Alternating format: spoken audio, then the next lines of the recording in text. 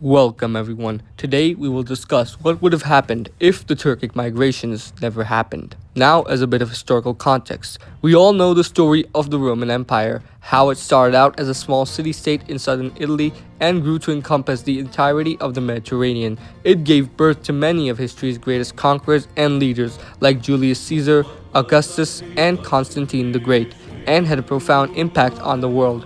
But all good things come to an end, and after the crisis of the 2nd century and many more, the Roman Empire permanently split into two: the East with its capital at Constantinople and the West with its capital at Ravenna, with Rome becoming the spiritual capital of both states.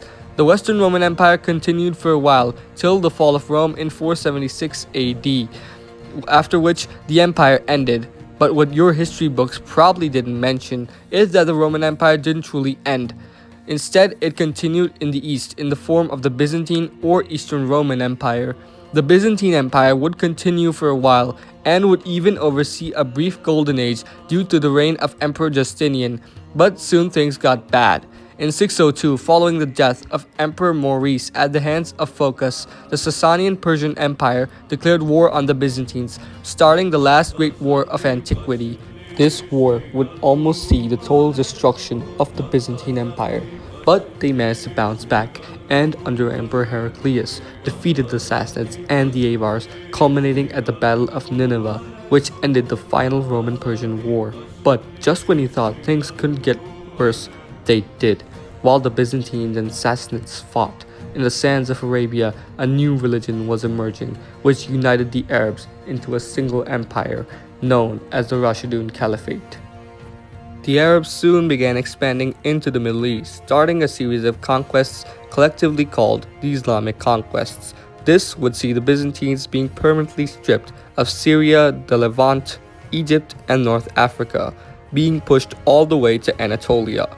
During this time, the Arabs attempted twice to take Constantinople, once in 674 AD and the more well-known attempt in 717 AD. The Byzantines, though, narrowly managed to win and secure their survival.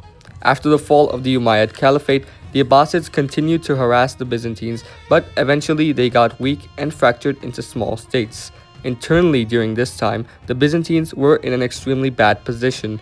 The reign of bad emperors and religious controversies like iconoclasm had weakened the empire to such an extent that it became known as the sick man of the Mediterranean. But this dark age slowly came to an end due to the efforts of the Macedonian dynasty, started by Basil I, who had an extremely humble background belonging to a peasant family in Byzantine Macedonia. Basil and his successors would oversee the Macedonian Renaissance, a time which saw the slow revival of Byzantine prestige and power.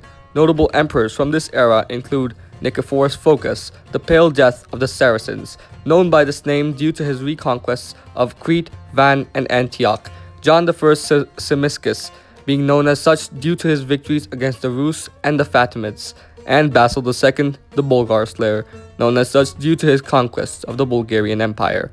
By the end of Basil II's life, the Byzantine Empire had reached its golden age. Sure, it wasn't the Mediterranean-spanning monster of Augustus and Trajan, but it was still a highly respectable and strong juggernaut. But Basil's successors weren't as competent as him, and slowly the Byzantines started declining. By this time, the Byzantines had neutralized most of their rivals, with Bulgaria and the Abbasid Caliphate being eliminated, the Kievan Rus becoming an ally, and the Fatimids falling into chronic decline. But from the east and the west, two new rivals arose to challenge Byzantine rule, those being the Normans in Sicily and the Seljuk Empire. The Normans would land in southern Italy, defeating the Emirate of Sicily and making Palermo their capital. Soon, they'd expand into the rest of southern Italy, with them taking Bari by 1075 AD, ending Byzantine rule in Italy. While to the east, the Seljuks would be a big threat to the Byzantines, with them under Alp Arslan taking Van and sacking the crucial city of Ani. This got the attention of the Romans, who finally decided to act. An army under Emperor Romanos IV faced the Seljuks at Manzikert. This battle was a loss for the Romans, and its aftermath resulted in the Byzantines losing Anatolia, which had been the heart of the empire for so long. This would over time lead to the gradual Turkification of Anatolia, with Turkish tribes settling the region. Among these tribes were the Ottomans, who would deal the killing blow to the Byzantines by taking Constantinople in 1453, ending the Roman Empire once and for all. The fall of Constantinople represented the end of the medieval era and beginning of the early modern period. But what if things went differently? What if the Byzantines prevented the Turkification of Anatolia and possibly survived all the way to the modern day? Today we will discuss that. But before starting the scenario, I would greatly appreciate it if you would subscribe to the channel, as only 5% of you are subscribed. Your support means the world to me and it gives me the motivation to continue. But without any further ado, let's start the scenario. Now, our point of departure would be a few years before Manzikert, during the early stages of Romanos' rule. We would need to improve Romanos' position to make sure that not only the disaster at Manzikert is avoided, but so that the empire starts thriving again. Firstly, Romanos would consolidate his position and would start neutralizing rival factions such as the Ducas faction, particularly John Ducas and his son Andronicos, both of whom opposed his rule. For that, we would have Romanos form alliances with other families like the Komnenoi much earlier to leverage their military influence to counterbalance the Ducoi. Then Romanos would start removing Ducas loyalists from key military commands, like replacing Andronikos Dukos with a much more competent general, something which will become important later on. Secondly, we would have Romanos legitimize his rule. This would be done with him strengthening his ties with Patriarch John Zephylinos to legitimize his marriage to Eudokia. This in turn would legitimize his rule, while integrating his sons Leo and Nicephorus into the succession plan. Lastly, for now, we will have him improve the military. This would be done by reviving the thematic system, allowing the Byzantines to rely less on mercenaries, while also improving regional recruitment. We would also have Romanos allocate more funds towards the rebuilding of key fortresses such as Caesarea and Amorion in the east to better defend the region against the Seljuks. Now, as we reach 1071, the Battle of Manzikert would take place. The Byzantines would muster almost 40,000 men, comprising of the professional Byzantine army, alongside the Varangian Guard and nomads like the Pechenegs and Oghuz Turks, while the Seljuks would muster 20,000 men, comprising of Oghuz and Karluk Turks, Arabs and Kurds. The two forces would face each other near the city of Manzikert. In our own timeline, Romanos split the army into two, himself focusing on retaking Manzikert while the other army took Alat, but this backfired as the second army deserted, leaving Romanos and the first army to face the Seljuks. Here, Romanos won't split the army and would face the Seljuks on the open plains instead of taking it to the cities. The battle this time would be even more hard, and the Seljuks would face numerous losses. Now, remember how I removed Andronikos before? Well, this would be important now, as without his presence, the Byzantine rear would help the front instead of abandoning it, resulting in a Seljuk retreat and Byzantine victory. After this, Alp Arslan would decide to refocus his efforts on eliminating the Shia Fatimids, whom he considered too heretical. Romanos would leverage this to secure a temporary truce as he returned to Constantinople with the orders of fortifying the Taurus Mountains to hold back future Seljuk attacks. Now, you would be asking yourself, why would Alp Arslan agree to a truce? Well, both Alp Arslan and Romanos IV had great respect for each other, even in our own timeline. When Romanos was captured, his Turkish counterpart treated him well and allowed him to leave, so they would have this temporary truce. During this time, the Seljuks would conquer the Byzantine-backed Emirate of Aleppo and the Levant, while here we would avoid Alp Arslan's assassination, which was frankly caused by an extremely stupid reason. This would allow Alp Arslan to neutralize the Karakhanids and other nomads, which would unknowingly preserve Seljuk rule in the region for a while, though he would still die in 1078 AD, with his son Malik Shah becoming the new sultan. Malik Shah would deal the killing blow to the Fatimids, marching on Cairo by 1084 AD and annexing the region, while he would start a small campaign against the Byzantines, taking Antioch and securing a mild victory. In the end, both sides would agree to peace, ending all hostilities between them. Now, before getting back to the Byzantines, I want to discuss one last topic related to the Seljuks, that being the Turkic migration. Now, after thinking long and hard, I decided that northern Mesopotamia, northern Syria, and parts of the Caucasus would be the best regions for the Turks to migrate into. These regions had a climate similar to Central Asia, and there were already Turkic groups like the Azeris present in the region. Turkish migration would be slow, and some Turks would assimilate the local populations like the Arabs and Kurds, while others would violently remove local populations like the Armenians and Assyrians. But by the end, these regions would slowly become majority Turkish, becoming a thorn in the side of the Byzantines, while becoming the main frontier for the Muslims against the Christians. Now, getting back to the Byzantines, Romanos would use this time to focus on the west, defeating the Normans and retaking Sicily. This would re-strengthen Byzantine rule over southern Italy and would worsen the Catholic Orthodox split, as the Pope wouldn't like having the Byzantines right at his doorstep. Another major change this would cause would be the Crusades not happening. This would be a significant event, as the Crusades quite literally define an era. Without things like the Baltic Crusades, the region wouldn't Christianize and would become the last patch of paganism in Europe, possibly Christianizing much later. This would result in no Teutonic Order, which would mean no Kingdom of Prussia, which would possibly butterfly away German unification, but that's a story for another day. Right now, all we need to know is that the world would be a lot different. Now, getting back to the Byzantines, Romanos IV would probably die in 1089 AD, resulting in a brief civil war, by the end of which Alexios Komnenos would rise to power, and would start his reforms that would usher in another renaissance for the Byzantine Empire. Starting with the economy, Alexios would introduce the hyperpyron to replace the histamenon as the main currency of the Byzantine Empire. He would also seize lands from rebellious aristocrats and would redistribute them to loyalists, while curbing on corruption and factionalism in the Byzantine court. Then, Alexios would focus on the military. Most of Romanos' policies would be kept intact, although Alexios would introduce more traditional Western-style knights into the Byzantine army. Finally, administrative measures would be taken to reduce the influence of the aristocracy while working more closely with the church to increase public confidence. This would allow the Byzantines to enter the 1100s far stronger than they did in our own timeline. And here, the Seljuks would slowly start losing their grip on Egypt and the Levant, allowing Egypt to once again become a regional power under the Ayyubids. This would lock the Middle East in a three-way clash between the Byzantines, Seljuks, and Ayyubids, with one not being able to dominate the other. But the main reason of concern for the Byzantines wouldn't be the Middle East. Instead, it would be the Balkans. The Balkans would become the main theater of concern, as the Hungarians would try asserting control over the region. Ever since the start of the 1000s, the Byzantines held control over the region either directly or in the form of vassal states.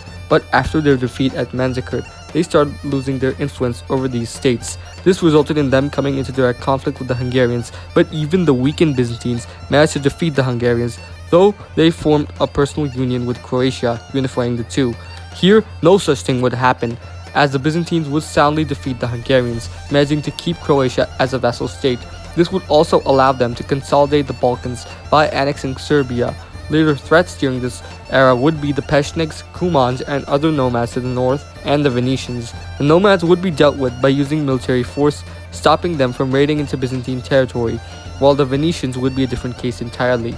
This would be because their power wouldn't be through military force. Instead, it would be through their trade monopoly. To counter this, the Byzantines would ally themselves more with the Venetian rivals of Genoa and Pisa to reduce their dependence on Venice, while ironically increasing their trade more with the Muslim world to get a more direct access to the eastern markets than Venice. Privileges given to Venice would need to be lessened, like the 1082 Golden Bull that granted Venetian merchants tax-free trade in the Byzantine Empire, while the navy would be used whenever they needed to control the Venetians, though they'd remain a thorn in the side of the Romans for a long time. The rest of the 1100s would be spent doing casual Roman stuff, while the 1200s would see the Romans having to face a power that might become their greatest threat yet, the Mongol Empire. The rise of the Mongols would remain the same, though they wouldn't invade Persia just yet, as the Seljuks, unlike the Khwarezmians, didn't kill Mongol emissaries. It's only after the Mongols conquer the Rus that they make plans on conquering the Middle East. By the mid-1200s, an invasion force under Hulagu would be sent to conquer the Middle East. He'd start by invading the Seljuk Empire, taking many cities along the Oxus River, while starting a simultaneous invasion of the Byzantine Empire through the Caucasus and the Balkans. This would result in the two longtime rivals being forced to ally to defeat the greater threat. The Mongols would brutally sack Anatolia and the Balkans, with Byzantine monks regarding the Mongols as the second coming of the Huns, and the current Khan Mongke as Attila reborn. But after 5 whole years of war, the Mongols would retreat. The death of Mongke would force Hulagu to return to Mongolia to take part in the Kurultai, leaving his less competent generals in charge who would face defeats from the combined Roman-Turkic army similar to the ones at Angelut from our own timeline. After all this, there would be a lot of destruction across the Middle East, but major centers like Constantinople, Baghdad, and Esfahan would survive, preserving ancient art and knowledge which was lost in our own timeline. But a downside of this would be that gunpowder weapons would arrive much later in the Middle East, something which would become important later on. After this, the Seljuks would end up collapsing, while Egypt would rise under the Mamluks, becoming the new top dog in the region. The Byzantines would see major revolts in the Balkans, backed by Hungary and Venice, which would see Serbia, Bulgaria, and the Byzantine vassals breaking free from the empire. The 1300s would be spent on reconquering these regions and defeating the Venetians and Hungarians. To this extent, the Byzantines alongside the Genoese would plunder the city of Venice itself, sort of a reverse 1204 if you know. This would cause the fall of the Republic, but by the end of the 1300s, another naval power would rise to challenge Byzantine dominance over the Mediterranean, that being the Kingdom of Aragon. Aragon would by this point have conquered Sardinia and would now turn their attention to Sicily and Byzantine-held southern Italy. The two would fight a few wars, which would be Byzantine victories, but they'd always be on the defensive. Aragon would also be supported by the Pope, due to him fearing the Byzantine Empire right on his doorstep. But as the 1400s start, the Byzantines would shift their attention to the east, as the Timurids managed to unite Persia and are now looking westwards, the Byzantines and Mamluks. They'd strike in Anatolia and would raid the region, even managing to capture the emperor.